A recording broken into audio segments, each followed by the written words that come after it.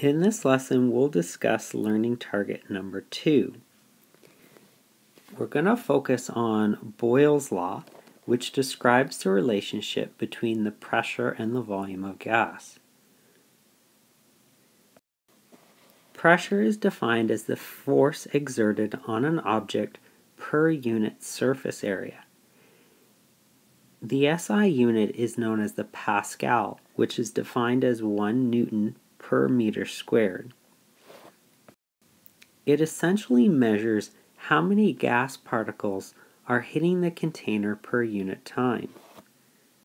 There have been many units of pressure used in history, and you should be able to convert from one of these into another. In the box here are the conversion factors. Standard pressure is defined as what's the air pressure when you're at sea level. Originally, this was measured in millimeters of mercury.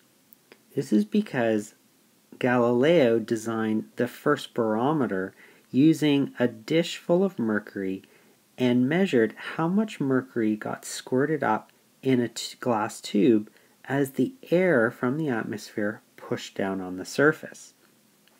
At sea level, there's 760 millimeters of mercury in the column.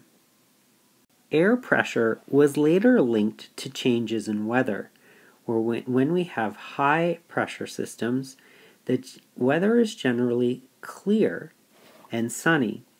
When we have low pressure systems, weather is usually stormy and overcast. This connection was made by a scientist known as Torricelli, and the unit called torr was named in his honor. 760 millimeters of mercury is equal to 760 torr. Later on, meteorologists found this a little inconvenient, and they devised a unit called an atmosphere.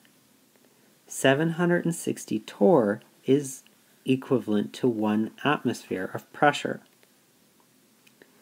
Later on, the Pascal was designated as the SI unit. 101.3 kilopascals of pressure is equal to 1 atmosphere.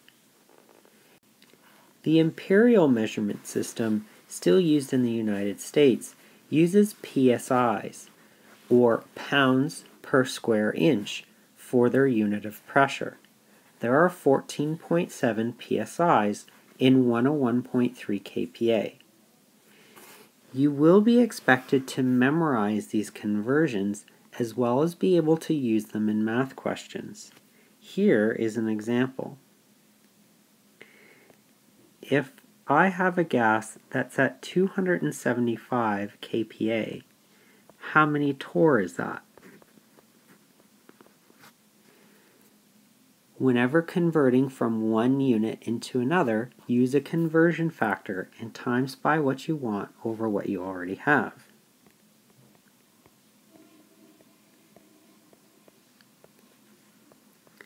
I want torr, I have kPa.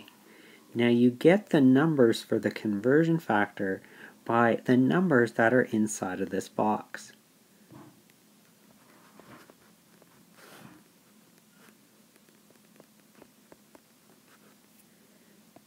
Then my kPa will cancel out, and my answer will be left in torr.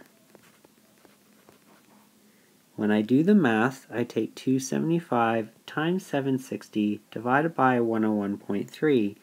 I get 2063 on my calculator, but I can only have 3 sig digs in my answer, so 2.06 times 10 to the 3 torr. Scientists have noticed that as you increase the pressure on a gas sample, the volume of the gas goes down, and vice versa. This is known as Boyle's law. It formally states that the volume of a given amount of gas at constant temperature varies inversely with the applied pressure. Inversely means that the pressure and the volume are going to do opposite things. If the pressure goes up, the volume goes down. If the pressure goes down, the volume goes up. Mathematically, we can represent this word statement using a proportionality statement. including a proportionality sign. It looks like a little fish. When you see this, you read that as varies with. Now, pressure varies inversely with volume. So in order to show that, we put one of them in the denominator. If it was a direct relationship, if the pressure went up, the volume went up, then they would both be in the same spot. We would write varies directly with V. So inverse relationships are always shown by the variables being one in the numerator and one in the denominator. Now, proportionality statements on their own aren't terribly useful, except that they allow us to derive a math equation that we can sub values in and solve problems. In order to change a varies with sign into an equal sign, you have to incorporate a constant. For Boyle's law, it's known as K1. That constant is there to fix the error in the variation of dealing with real gases.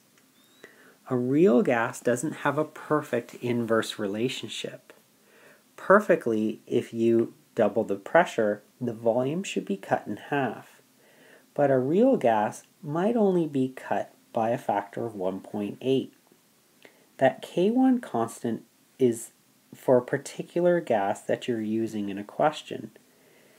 You can look these up on the internet or using tables, but it takes a lot of work, and you don't want to have to look up the constant for a gas every time you do a question. So we can use the same math technique that we did when we derived the dilution equation to get rid of this constant value. Let's say I have some kind of initial conditions on a balloon. It's a certain pressure and volume. I'm going to keep track of my initial conditions by including ones in the equation. So P1 equals K1 times 1 over V1. Now if I change those conditions, I'll end up with some final values. If I change the pressure, I'll get a new volume, but the K1 constant will be exactly the same. It totally depends on the gas that I'm using. As long as I don't open the balloon and switch out what gas that's in there, then K1 will be the same number. V2, on the other hand, will be different. Because I have the same constant in both equations, I'm going to rearrange it so that it says K1 equals.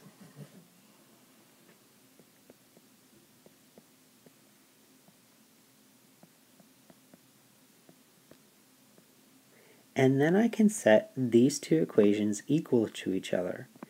That will give me P1V1 equals P2V2.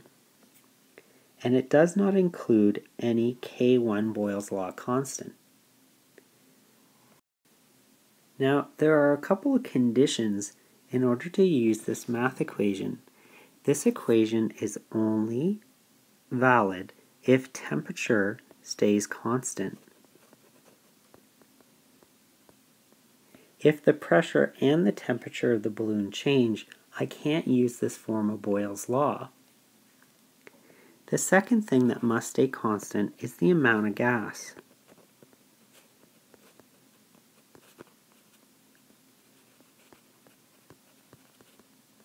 I can't use this equation if the container is opened and gas escapes or more is added in.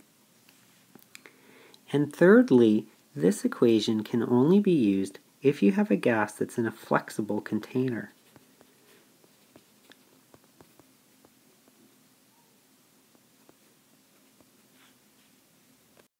Let's do a couple examples using our form of Boyle's law. We have a 3.90 liter helium balloon and it escapes from a child's hand. If it travels from an air pressure of 101.3 kPa to 59.6 kPa, what's the final volume of the balloon? I know it's kind of silly. I know I'm going to use Boyle's law here. The question is an example on a Boyle's Law note, and it's the only math equation we know so far in the unit. But you need to start thinking about, how do I recognize what equation to use? I need to use P1V1 equals P2V2 because in the question I'm given two pressures and one volume, and I'm asked for another volume. The only gas law that includes those variables is Boyle's Law. I'm going to sub in the values, making sure I sub them in on the proper side. To begin with, the pressure is 101.3 kPa, and the balloon is 3.90 liters. The final pressure is 59.6 kPa, and I'm looking for the final volume of the balloon. Now with Boyle's Law, it doesn't matter what units you plug in. For pressure, you can plug in kPa, torr, atmosphere, as long as P1 and P2 are in the same units. The same goes for the volume. It could be mils, liters, centimeters cubed, as long as V1 and V2 are expressed in the same units. Here I rearrange for V2.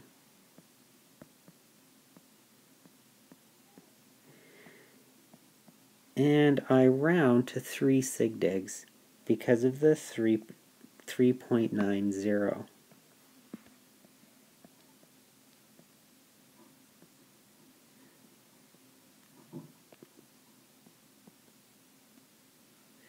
The balloon is going to be 6.63 liters. Try out example 2 on your own and see how you do. Pause the video until you have your final answer.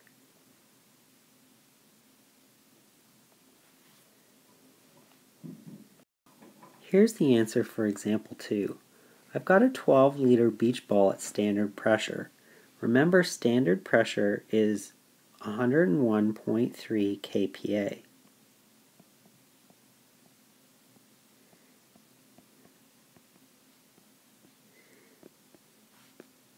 If the beach ball is held underwater, the volume of it decreases to 11.2 liters.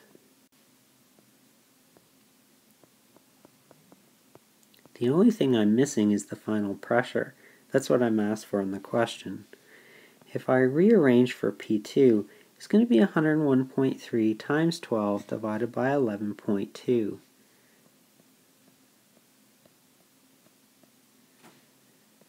I need to round my answer to 3 sigdigs. That gives me 109 kPa.